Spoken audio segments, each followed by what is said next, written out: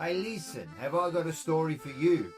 You've seen it, right? The smile, the one that made its way onto every mug, t-shirt, and probably even your nonna's kitchen wall. You know, the one mysterious, smug, like she's holding the secret to the universe in her smile. You probably stood there staring at it for a bit too long thinking, oh, what's so special about this lady? Well, my friend, let me take you back to a story of theft, obsession, and the world's most famous smirk. This is the tale of the Mona Lisa. So let's talk about this famous painting for a sec. We're talking about that grin, that expression that drives people crazy. Some people think it's sweet, others think it's sinister. But whatever you see, that smile, it's just as famous as the painting itself. But here's the thing, this wasn't always the Mona Lisa we knew today. Not even close. The painting created by Leonardo da Vinci was completed somewhere around 1506, though some say it might have been as late as 1517. Back then, the Mona Lisa was just another portrait. It wasn't the global superstar it became. She spent a lot of years just hanging out in the museum, like a wallflower at a party.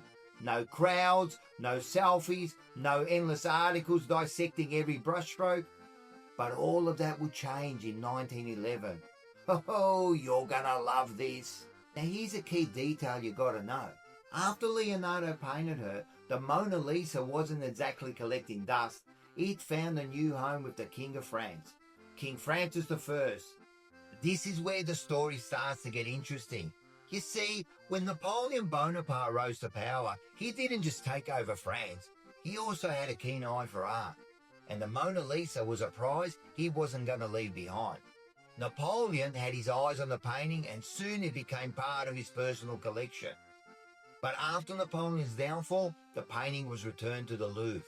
And this is where it remains on display. But here's the twist. You'd think this painting nestled in the museum would be safe, right? Wrong! In 1911, Vincenzo Peruggia, an Italian handyman working in the museum, decided to make a move. This guy, he saw the Mona Lisa as Italy's property and thought, why should France get to keep her?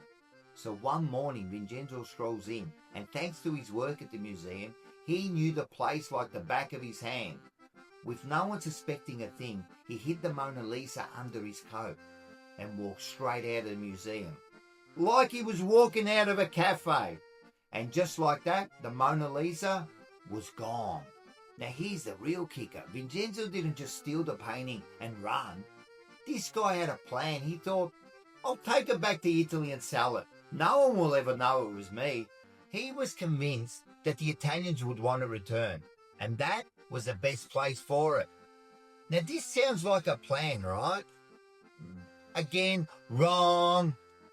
So he decides to contact art dealers in Florence, thinking he's going to make a fortune. The first art dealer he approached was no fool. He saw through Vincenzo's story immediately and politely turned him away. But the second dealer, Alfredo Gedi, didn't. Gedi was intrigued, though at first he thought this could be some sort of scam. Vincenzo, in all his excitement, brought the Mona Lisa to Gedi's gallery in Florence, hoping to strike a deal. The dealer took one look at the painting, immediately recognized it as a stolen Mona Lisa, and had a sudden realization. But instead of calling the cops right away, he tried to play it cool. He asked Vincenzo for some time to think it over. Meanwhile, Gedi's instincts were spot on, and he quickly got in touch with the police. Gedi managed to stall Vincenzo long enough to let the authorities catch up. Now the cops, they already had a pretty good idea who was behind the heist. They had gathered enough clues and tracked Vincenzo down to his apartment. The authorities, they swooped in on him like a well-choreographed sting operation. They found him there at the apartment with the Mona Lisa just sitting there, as if nothing was wrong. It was like he thought he could just casually stroll in, painting in hand, and nothing would raise a red flag. And just like that, Vincenzo Peruggia was arrested. So what happened to Vincenzo after his arrest?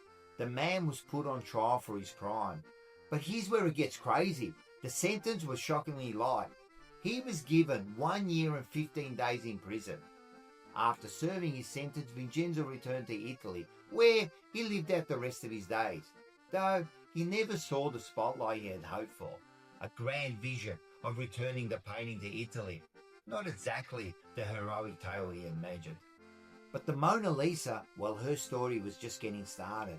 When it was returned to the Louvre, the tale of the theft gave the painting an allure it never had before. People flocked to the museum, and soon enough, the Mona Lisa became the most famous piece of art in the world. It wasn't just a painting anymore. It was a symbol of mystery, history, and a dramatic tale of theft, recovery, and a touch of Italian pride.